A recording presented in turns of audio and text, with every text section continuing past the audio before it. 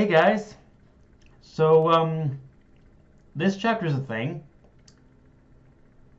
Holy fuck, Mashima, are you okay, bro? Okay, all right, okay.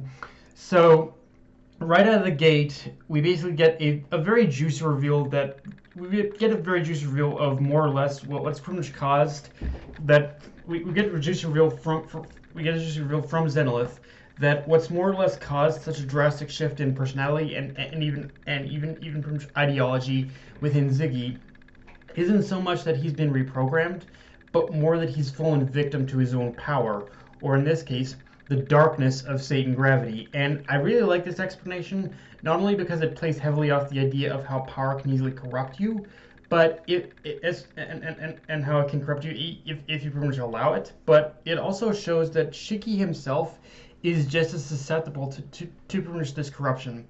And even though even though we know that Shiki kind of has that plot armor power, and he more than likely isn't going to be corrupted, it does still show how dangerous this power is if he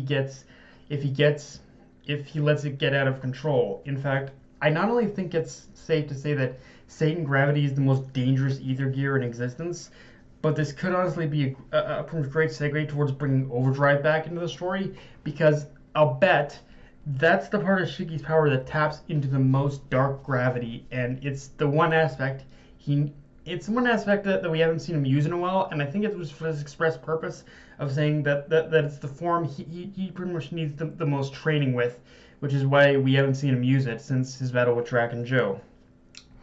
And if this darkness is, and again, if this darkness is that powerful, it basically shows just pretty much how much that basically Ziggy had pretty much let himself be pretty much consumed by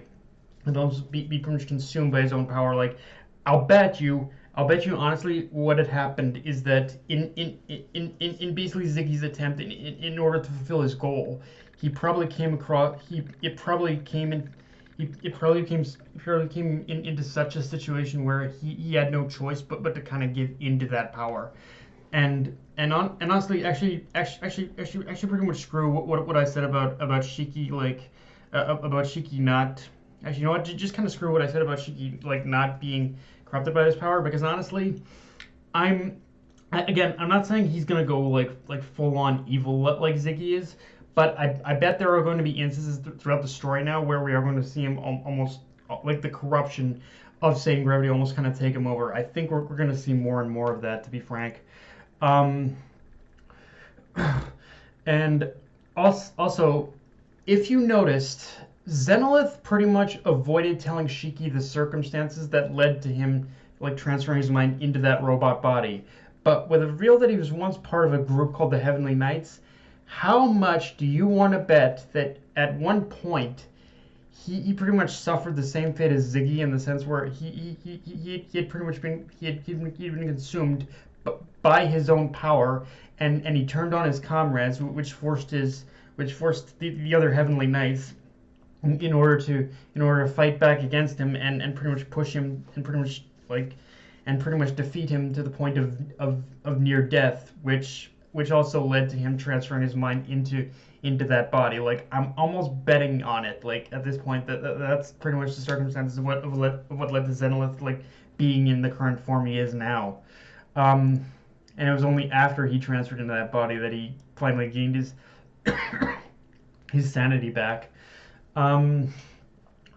With that said, though, Mashima once again shows how twisted he can get with this series, and I'm convinced you cannot unconvince me of this, that Mashima created Muller with the express purpose to explore just how sadistic he can be as a mangaka and as a writer, because obviously the big thing with obviously the big thing with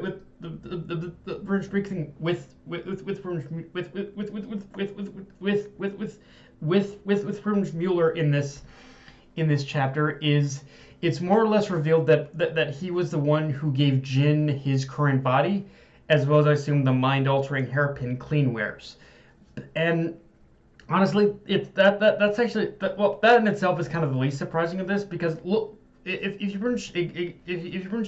look a lot closer at Muller's robot body and examine a lot of the finer details of it, there are similarities in design between it and the one that Jinn has currently. So it makes sense he'd be the one who gave it to him. Where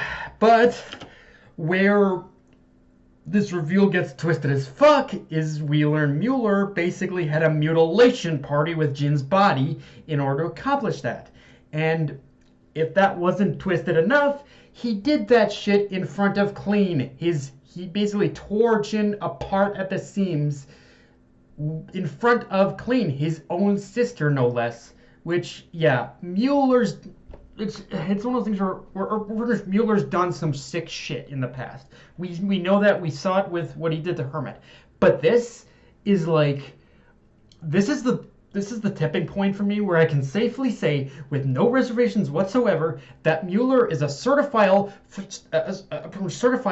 AAA psychopath. Like, honestly, I can't even call the man a mad scientist anymore. Like, he's not even that. He's just a monster.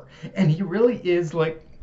Muller, I think, is kind of a prime example of how robotics can easily twist the nature of humanity just as easily as it can help us understand machines. And I think for Hermit, this was definitely the last straw. You can tell in that last page, she is more or less pissed now. Like, she's probably going to end up joining Weiss on, like, just going ham on this motherfucker. Like, that's, like, Muller needs to freaking die already. Like, oh my, there's nothing else I can say about this man. The man needs to fucking die. Like, holy shit. Now, obviously, the other thing to talk about here is the fact that Clean has gone into more or less a comatose state or something to that effect. And it's... So, I don't want to jump the gun anymore because...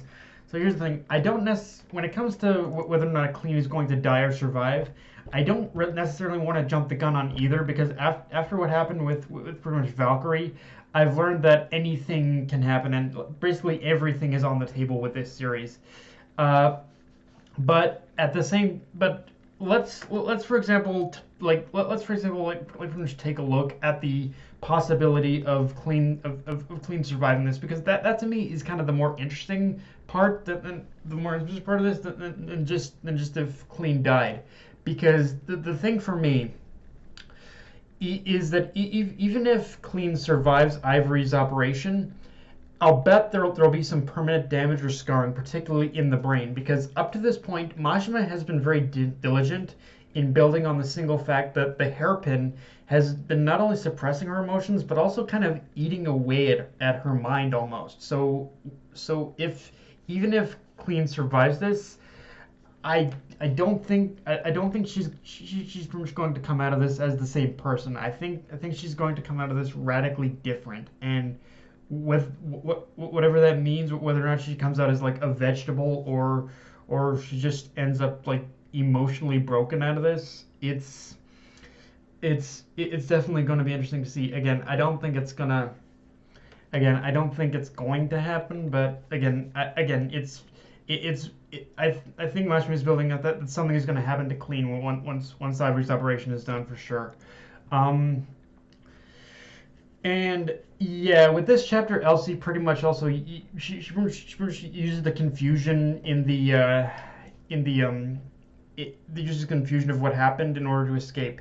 And if I'm being honest, that's the part of this chapter I'm a little more critical about right now. Not only because it felt like a rushed conclusion in the fight, but aside from the verbal brawl between Elsie and Justice, we didn't really get to know full context about what exactly happened, and we can only summarize as to what happened right now. But I can only assume as of now that Mashima is saying that backstory, like the full backstory of what,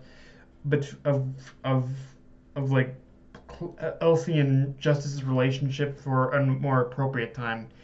and he was really only using this arc as a means in order to establish the core of the animosity between them, in order to give us incentive to keep reading. Although one thing I will definitely say is that I'm more convinced now more than ever that justice that Elsie's men are definitely former like knights or knights and subordinates when she was princess. Like I think I think all of her pirate crew are pretty much made of former knights and attendants and whatnot. So yeah.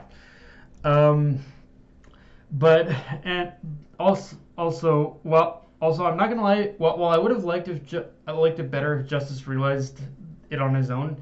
I do kind of like how Upper Holy had to call him up in order to reprimand him and say that in order to get him back on track, in order to focus on Poseidon Nero for now, rather than Elsie. Like it's one of those things where again I would have liked if he kind of realized that on his own, but it was also kind of funny. I'm not gonna lie, with Nero being brought up in this way. With Nero being brought up in that way, like it's just kind of a whole thing of put up, shut up, and get your shit together, Justice. Like it's kind of funny in that way. But also with Nero just being brought up, though, that's another indicator that shit is gonna hit the fan very soon. But yeah, guys, that's all I got for this review. If you enjoyed the video, like, comment, subscribe. Follow me on Twitter, Facebook, and Crunchyroll. Death Knight of Enemy, signing off. Later, guys.